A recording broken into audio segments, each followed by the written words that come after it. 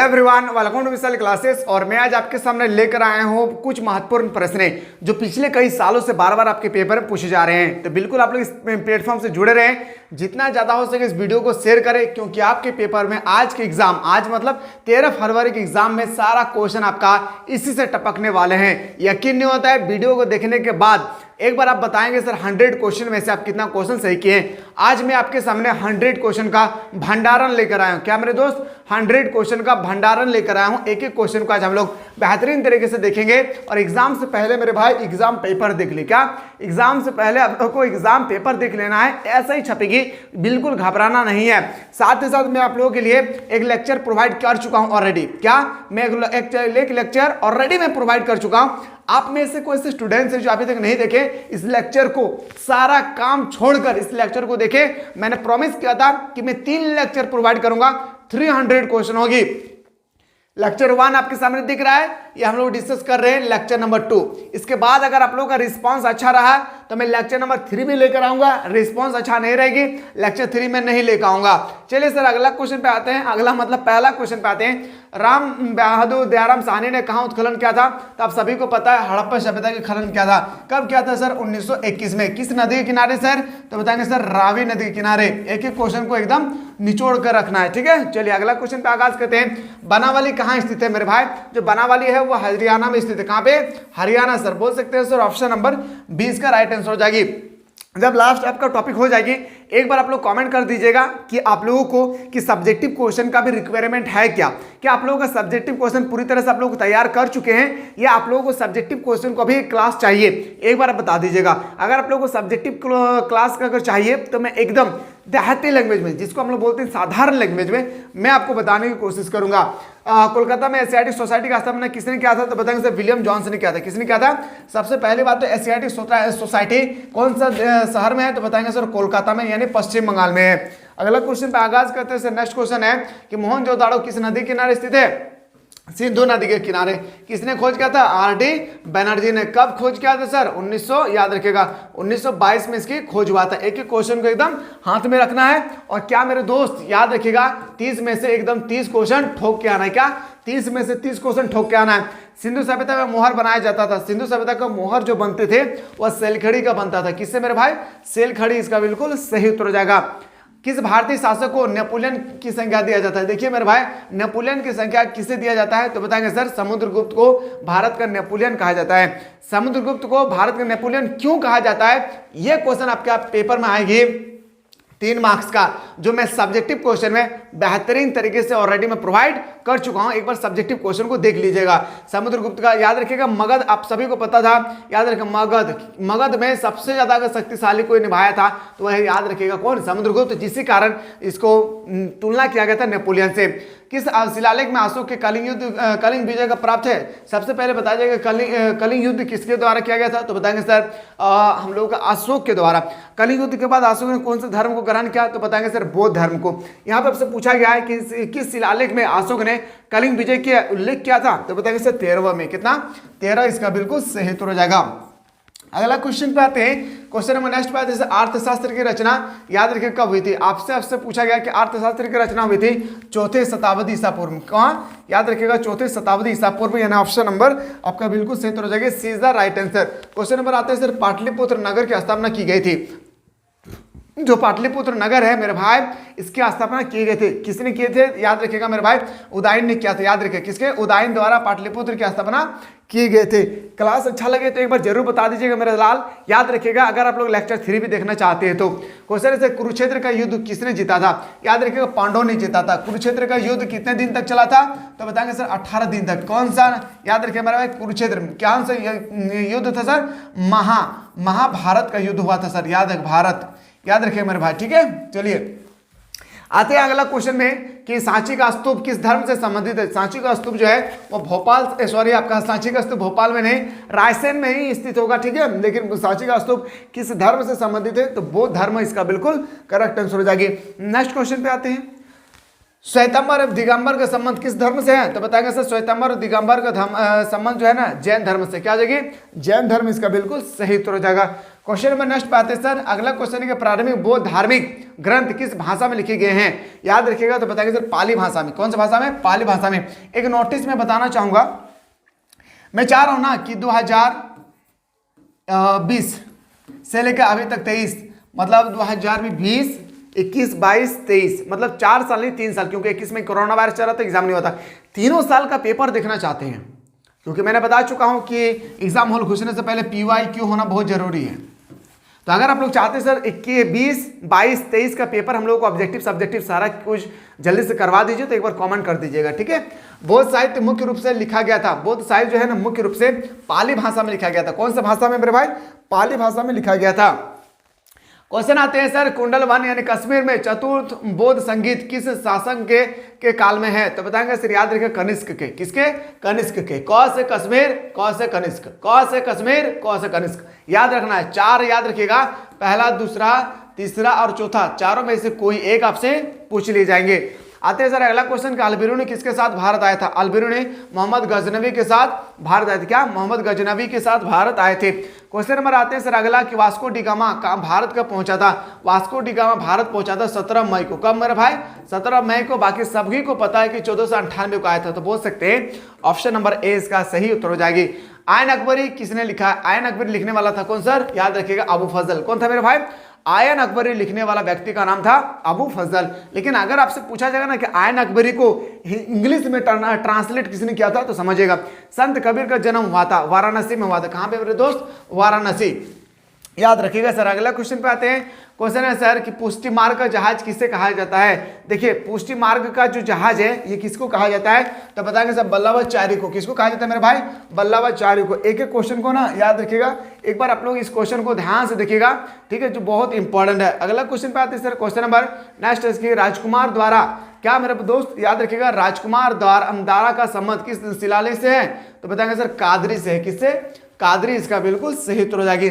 Next question पे आते हैं सर कि बंगाल के प्रसिद्ध संत कौन थे? याद रखिएगा बंगाल का जो प्रसिद्ध संत है वो कौन है सर? चैतन्य महाप्रभु। क्या हो जाएगी मेरे भाई? चैतन्य महाप्रभु इसका बिल्कुल राइट आंसर हो जाएगा। भारत में मुगल वंश का संस्थापक थे। भारत में मुगल वंश का जो संस्थापक है वो कौन थे? तो बताएंगे सर बाबर थे। क्या? बाबर। और बाबर ने 1526 में पानीपत का युद्ध को याद रखिएगा हुआ था। अगला क्वेश्चन पे आते हैं सर, क्वेश्चन नंबर नेक्स्ट है सर, विजयनगर साम्राज्य का मतलब सबसे शक्तिशाली शासक कौन था? सबसे पहले आपको विजयनगर में याद रखिएगा एक युद्ध हुआ था। याद रखिएगा सबसे पहले कब हुआ था? तो बताएंगे 1336 में। याद कौन सा नदी में? तुंगभद्रा नदी। मेरे भाई एक एक क्वेश्चन याद रखेगा, किसने किया था मेरे भाई? याद रखेगा हरिहर राय और बुक्का राय ने। इसका स्थापना किया था हरिहर राय और बुक्का राय ने। तो महानतम शासक होता है कि सर हम लोग का कृष्णदेव राय। क्या जाएगी? कृष्णदेव राय। ऑप्शन नंबर 20 का सही उत्तर हो जाएगी। प्रसिद्ध विराक्षु मंदिर कहाँ स्थित है? प्रसिद्ध विराक्षु मंदिर हम्पी में स्थित है। अगर आपसे पूछा जाएगा ना हम्पी कहाँ पे स्थित है, बताएंगे कर्नाटका। याद रखें कहाँ पे? कर्नाटका। इसको भी आप लोगों को थोड़ा सा ध्यान रखना होगा। आयन अकबरी कितने भागों में विभक्त है? जो मेरे भाई आयन अकबरी है ये कितने भागों में विभक्त है? तो बताएंगे सर 5 भागों में विभक्त है। कितने भागों में? 5 भागों में जो है आयन अकबरी क्या है? विभक्त है। इस तरह से अगर क्वेश्चन आएगी तो एक एक करके आप लोगों को सॉल्व करना है। पानीपत का प्रथम युद्ध कब हुआ था? पानीपत का प्रथम युद्ध हुआ था 1526 में। कब हुआ था मेरे भाई? 1526। पानीपत का दूसरा युद्ध कब हुआ था? 1556। इसको दोनों को एकदम कंठस्थ कर लेना है। पानीपत का प्रथम युद्ध 1526, पानीपत का दूसरा युद्ध 1556। तो बता सकते हैं सर पानीपत का पहला युद्ध पूछा था तो 1526 इसका सही उत्तर हो जाएगी। क्वेश्चन नंबर नेक्स्ट पे आते हैं सर कि हुमायूं नामा का अंग्रेजी अनुवाद किसने किया था? अंग्रेजी अनुवाद किया था बेवरेज ने। किसने किया था मेरे दोस्त? बेवरेज ने। हुमायूं नामा जो लिखा था गुलबदन बेगम ने, इसका अंग्रेजी में अनुवाद करने वाला था कौन? Henry beverage. क्या देखिए? हेनरी बेवरेज इसका बिल्कुल सही उत्तर हो जाएगा। नेक्स्ट क्वेश्चन पे आते हैं सर। अगला क्वेश्चन है कि दिल्ली में चांदनी चौक का निर्माण किसने कराया था? जो दिल्ली में चांदनी चौक है इसका निर्माण कराया था सर जहांआरा ने। किसने कराया था मेरे भाई? जहांआरा। इसका बिल्कुल सही उत्तर हो जाएगी। अगला क्वेश्चन है सर तुझे के बाबरी। तुझे के बाबरी किसने लिखी? जो तुझे के बाबरी है वो किसने लिखा था? तो बाबर ने लिखा था। किसने लिखा था? बाबर ने लिखा था। ठीक है, चलिए देखते हैं अगला क्वेश्चन पे कि भारत में अस्थायी बंदोबस्त लागू किया गया था। Lord Cornwallis. क्या? लॉर्ड कॉर्नवालिस कहां पे लागू किया था सर? बंगाल में। कब लागू किया गया था सर? ये भी हम लोग अभी जस्ट देखने वाले हैं। अगला क्वेश्चन है संथाल विद्रोह किसने किया था? सिद्धू और कानू दो भाई ने संथाल विद्रोह करवाया था। सिद्धू और कानू। कौन था मेरे भाई? सिद्धू और कान्हू दो भाई थे, ठीक है। आपसे पूछा गया कि कब हुआ था, तो 1855 में। कब हुआ था मेरे भाई? 1855 इसका सही उत्तर हो जाएगी। फ्रांसीसी बुक्कान कौन था? फ्रांसीसी बुक्कान जो है ना एक तरह का सर्वेक्षक था। क्या था मेरे भाई? सर्वेक्षक था। बोल सकते हैं सर ऑप्शन नंबर डी इसका राइट आंसर हो जाएगी। भारत में अस्थायी रूप से 10 वर्ष के आधार पर जनगणना 1981 में किसके शासनकाल में हुआ था? बहुत इंपॉर्टेंट है ये क्वेश्चन, को इंपॉर्टेंट नहीं बल्कि बहुत इंपॉर्टेंट है मेरे भाई, याद रखिएगा। पहले भारत में पहली जनगणना कब हुआ था? 1872 में। लेकिन 10 के आधार पर पहले कब हुआ था मेरे भाई? तो 1881 में। तो ये आपसे पूछा गया कि किसके शासनकाल में 10 के आधार पर जनगणना शुरू किया गया था? बताएंगे लॉर्ड रिपन। क्या मेरे दोस्त? Lord Ripon. नोट कीजिएगा इस क्वेश्चन को, आपके पेपर में ये टपक रहा है, ठीक है। अगला क्वेश्चन पे आते हैं। भारत में आने वाला प्रथम पुर्तगाल कौन था? देखिए मेरे भाई, भारत में आने वाला प्रथम पुर्तगाली कौन था? तो बताएंगे सर वास्को डी गामा। क्या मेरे भाई? Vasco D gamma. कब सर? 1498 में। क्या हो जाएगा सर? 17 मई। क्या मेरे भाई? 17 मई 1498 में। एक एक क्वेश्चन को एकदम नोट डाउन करते रहना है। सहायक संधि की कार्यान्वित की थी, तो बताएंगे सर याद रख कर्नवालिस ने। किसने? कर्ण। याद रखिएगा मेरे भाई, क्या हो जाएगी इसका राइट आंसर? लॉर्ड वेल्लेसली ने क्या था मेरे भाई? याद रखिए किसने? लॉर्ड वेल्लेसली इसका बिल्कुल सही उत्तर हो जाएगी। अगला क्वेश्चन पे आते हैं सर। अगला क्वेश्चन है कि अवध में वेल्लेसली द्वारा सहायक संधि लागू किया गया था। तो याद रखिएगा सहायक संधि का लागू करने वाला व्यक्ति कौन था? वेल्लेसली। लेकिन कब किया गया था? तो बताएंगे सर 1801 में। कब किया था? 1801। बोल सकते हैं सर ऑप्शन नंबर ए इसका राइट आंसर हो जाएगी। नेक्स्ट क्वेश्चन पे आते हैं सर। अगला क्वेश्चन है कि लखनऊ में 1857 के विद्रोह का नेतृत्व किसने किया? लखनऊ में 1857 के विद्रोह, सबसे पहले 1857 की क्रांति 10 मई 1857 को मेरठ से शुरू हुई थी। आपसे पूछा गया कि लखनऊ से किसने किया था? बेगम हजरत महल ने। याद रखिएगा रानी लक्ष्मीबाई कहां से किया था? झांसी से। कुमार सिंह कहां से किया था? तो बताएंगे सर कुमार सिंह बिहार से। नाना साहब तत्या टोपी कहां से किया था? आरा से। याद रखिएगा मेरे भाई, एक ही क्वेश्चन को आपको बताना है। रानी लक्ष्मीबाई का जन्म किस स्थान पे हुआ था? जो रानी लक्ष्मीबाई है इसका जन्म काशी में हुआ था। कहां पे? रानी लक्ष्मीबाई का जन्म कहां से हुआ था? काशी में, ठीक है। चलिए अगला क्वेश्चन पे आगाज करते हैं। अगला क्वेश्चन है कि कोलकाता में सर्वोच्च न्यायालय की स्थापना की गई थी। कोलकाता में सर्वोच्च न्यायालय की स्थापना हुई थी सर, बताएंगे 1773 में। कब हुए थे मेरे दोस्त? 1773 इसका बिल्कुल सही उत्तर हो जाएगा। अगला प्रश्न पे आते हैं सर। अगला क्वेश्चन हम लोग का, फोर्ट विलियम किस शहर में स्थित है? फोर्ट विलियम कहाँ पे है? तो फोर्ट विलियम सर कोलकाता में। कहाँ पे मेरे भाई? कोलकाता में स्थित है, बंगाल में, ठीक है। अगला क्वेश्चन पे आते हैं कि जय हिंद का नारा किसने दिया था? मैंने कहा था आप लोगों को कि नारा साहब के पेपर में क्वेश्चन आएगा ही आएगा। क्या आएगा ही आएगा? तो आपसे पूछा गया जय हिंद का नारा देने वाला कौन था? तो बताएंगे सर याद रखिएगा जय हिंद का नारा किसने दिया था मेरे भाई? जल्दी से एक बार बताएं किसने कहा था जय हिंद? किसने कहा था? एक बार आप लोग क्वेश्चन नंबर 77 लिखकर एक बार आप लोग मेंशन करेंगे। याद रखिएगा आंसर नहीं बताएंगे, इसका मेंशन कीजिएगा। क्वेश्चन नंबर लिखना है और ये भी लिखना है साथ में कि सर आपने होमवर्क दिया है। क्योंकि इससे पहले जब मैं ये वीडियो अपलोड किया था ना मेरे भाई, यहाँ पे भी मैंने आप लोगों को 2 क्वेश्चन छोड़ा था। यहाँ पर भी मैंने 2 क्वेश्चन आप लोगों को छोड़ा था, लेकिन आप लोगों ने ना गलती ये की कि आप लोगों ने आंसर तो बताए हैं सही, लेकिन नंबरिंग नहीं किए। तो लोग जब आपका कमेंट देखेंगे तो उनको कैसे पता चलेगा कि आप जो ऑप्शन जो सही किए वो कौन सा क्वेश्चन का था? तो क्वेश्चन नंबर लिखना है, साथ ही साथ कि सर आपने होमवर्क दिया था। क्या लिखना है? होमवर्क। इस तरह से लिखना है HW। क्या लिखना है? HW लिखने के बाद क्वेश्चन नंबर 77 ऑप्शन नंबर जो भी होगा A B C D जो भी होगा आपको लिख देना, ठीक है। तो इस तरफ से हमें पता चलता है कि स्टूडेंट्स जो जिसके लिए मैं छोड़ा ये क्वेश्चन वो सही कर पा रहे हैं या नहीं। अगला क्वेश्चन पे आते हैं कि जय जवान जय किसान का नारा किसने दिया था? तो याद रखिएगा जय जवान जय किसान का नारा देने वाला था मेरे भाई लाल बहादुर शास्त्री। जय जवान जय किसान जय विज्ञान का नारा देने वाला था अटल बिहारी वाजपेयी। जय जवान जय किसान का नारा दिया था लाल बहादुर शास्त्री। जय जवान जय किसान जय विज्ञान का नारा दिया था अटल बिहारी वाजपेयी जी ने, ठीक है। चलिए अगला क्वेश्चन पे आते हैं सर। अगला क्वेश्चन है काला कानून किसे कहा जाता है? रॉलेट एक्ट को हम लोग काला कानून कहते हैं। और हाँ तैयार रहिए, मैं वेट करता हूं आप लोगों का हैशटैग नंबर 3 का। अगर आप लोग चाहते हैं सर हैशटैग नंबर 3 भी होना चाहिए तो एक बार कमेंट कर दीजिएगा। अखिल भारतीय किसान सभा का पहला अधिवेशन हुआ था। याद रखिए अखिल भारतीय, आपसे पूछा गया अखिल भारतीय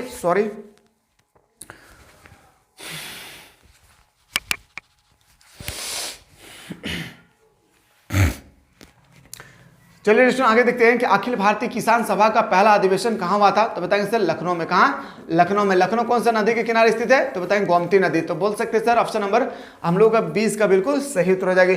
नेक्स्ट क्वेश्चन पे आते हैं सर। अगला क्वेश्चन है कि भारत छोड़ो आंदोलन हुआ था। आप सभी को पता है कि भारत छोड़ो आंदोलन 1942 को हुआ था। इसी समय महात्मा गांधी ने एक नारा दिया था, करो क्या, करो या मरो। क्या मेरे भाई? इसी समय एक नारा दिया था महात्मा गांधी ने, करो या मरो का नारा दिया था। तो आपसे यहाँ पे पूछा गया है एक क्वेश्चन कि महात्मा गांधी ने जो करो या मरो का नारा दिया था, अगर क्वेश्चन आ जाए कब दिया था, बताएंगे सर भारत छोड़ो आंदोलन में कब हुआ था? 8 अगस्त 1942। याद रखिएगा। चोरी चौरा कांड 5 फरवरी 1922। एक एक क्वेश्चन को ना एकदम याद कर लीजिए मेरे भाई, कंठस्थ कर लीजिए। निम्नलिखित में से कौन एक आंदोलन दांडी मार्च से शुरू हुआ है? सविनय अवज्ञा आंदोलन। क्या मेरे भाई? सविनय अवज्ञा आंदोलन 1930 को। कब? 1930 को सविनय अवज्ञा आंदोलन को शुरू किया गया था। महात्मा गांधी का जन्म हुआ था 2 अक्टूबर 1869 को। महात्मा गांधी का जन्म गुजरात के पोरबंदर में हुआ था। कितना मेरे भाई? दर्द तो हो रहा है मेरे भाई, लेकिन क्लास तो कंटिन्यू करना होगा ना, क्योंकि चलिए देखते हैं अगला क्वेश्चन पे आते हैं ना। सर की उपाधि किसने वापस ली? सर की उपाधि रविंद्रनाथ टैगोर ने दिया था। याद रखिएगा। ऑप्शन नंबर क्या आ जाएगा मेरे भाई? ऑप्शन नंबर आपका बिल्कुल सही हो जाना चाहिए। Option number C. एक बार देख लीजिएगा, ठीक है। अगला क्वेश्चन पे आते हैं। क्वेश्चन है सर कि कोल विद्रोह का नेता कौन था? याद रखिए कोल विद्रोह का नेता कोई नहीं है यहाँ पे, ठीक है। तो ऑप्शन नंबर सी डी इसका राइट आंसर हो जाएगा। फॉरवर्ड ब्लॉक की स्थापना 1939 में हुआ था। सबसे पहले फॉरवर्ड ब्लॉक की स्थापना कब किया था? तो 1939 में। किसने किया था? सुभाष चंद्र बोस ने। याद रखिए किसने किया था? सुभाष चंद्र बोस ने। एक एक क्वेश्चन को एकदम कंठस्थ कर लीजिए एग्जाम से हॉल घुसने से पहले और दिखा देना है कॉपी में, फोड़ के आना है मेरे भाई, फोड़ के आना है। याद रखिएगा 30 में से 30 ला के दिखाना है। कैबिनेट मिशन 1946 में भारत आया, कौन इसके सदस्य नहीं है? तो बताएंगे एवरी। क्या जाएगा मेरे भाई? एवरी इसका बिल्कुल सही उत्तर हो जाएगी। क्वेश्चन नंबर नेक्स्ट पे, स्वतंत्र भारत अधिनियम कब बना? तो बताएंगे सर स्वतंत्र भारत अधिनियम बना था मेरे भाई, याद रखिएगा 18 जुलाई को। कब बना था? 18 जुलाई 1947। क्या हो जाएगा? 1947। इसको भी एकदम अच्छी तरह से इनको भी कंटेस्ट कर लेना है। प्रथम विश्व युद्ध हुआ था सर 1914 से 1900। याद रखिएगा प्रथम विश्व युद्ध अगर आपसे पूछा जाए 1914 से 1918। दूसरा विश्व युद्ध हुआ सर 1939 से 1945 में, ठीक है। पर आपसे पूछा गया है कि दूसरा विश्व युद्ध कब शुरू हुआ था, तो 1939 इसका सही उत्तर हो जाएगा, ठीक है। चलिए कंटिन्यू रखते हैं मेरे भाई, टेंशन नहीं लेना है। जब तक सांसें चलेगी मैं पढ़ाते रहूंगा, आप लोगों का सपोर्ट में हमेशा जीता रहूंगा मेरे भाई। बस आप लोग कमेंट कीजिएगा, हमारी मोहब्बत बढ़ जाती है, ठीक है। लॉर्ड माउंटबेटन ने भारत के वायसराय के रूप में कब पद ग्रहण किया था? तो बताएंगे सर 24 मार्च को। क्या? 24 मार्च को ग्रहण किया था मेरे भाई, याद रखिएगा। 19 कब क्या था मेरे भाई? 1947 को, ठीक है। तो बोल सकते हैं सर ऑप्शन नंबर क्या आ जाएगा? ऑप्शन नंबर ए इसका राइट आंसर हो जाएगा। नेक्स्ट क्वेश्चन पे आते हैं सर। भारत को गणतंत्र घोषित किया गया था, जो भारत है उनको गणतंत्र कब घोषित किया गया था? 26 जनवरी 1950 को। कब? 26 जनवरी 1950। तो यहाँ पे मैंने आप लोगों को हैशटैग नंबर 2 ऑलरेडी प्रोवाइड किया हूँ। कोई ऐसा स्टूडेंट्स जो अभी तक नहीं देखे हैशटैग नंबर 1, तो इसको जाकर देखिए, सारा चीज आपको समझ में आएगा कि किस तरह से हमारे पेपर में क्वेश्चन छप रही है, ठीक है। साथ ही साथ आप लोगों को जो मैं सब्जेक्टिव क्वेश्चन प्रोवाइड किया हूँ मेरे भाई, सब्जेक्टिव क्वेश्चन का एक तबड़तोड़ क्लास दिया हूँ। क्या? सब्जेक्टिव क्वेश्चन का एक तबड़तोड़ क्लास दिया हूं। जब आप देखेंगे ना तो आपको यकीन नहीं होगा कि किस तरह से इतना सरल भाषा में इतना बेहतरीन तरीके से समझाया है। तो इस क्वेश्चन को यहां पे जाकर एकदम इसको एकदम अच्छे ढंग से कर लेना है। साथ ही साथ इस तरह से मैंने आप लोगों को 300 क्वेश्चन जो प्रोवाइड किया हूं पहले, उसको भी आप लोगों को देख लेना है। और 30 में से एक क्वेश्चन भी बोल देना एग्जामिनर से बाहर नहीं आएगी, यकीन तो मानिए बेहतरीन तरीके से अगर क्लास को देखे होंगे। चलिए मिलती है इसी तरह से नेक्स्ट वीडियो में, ठीक है।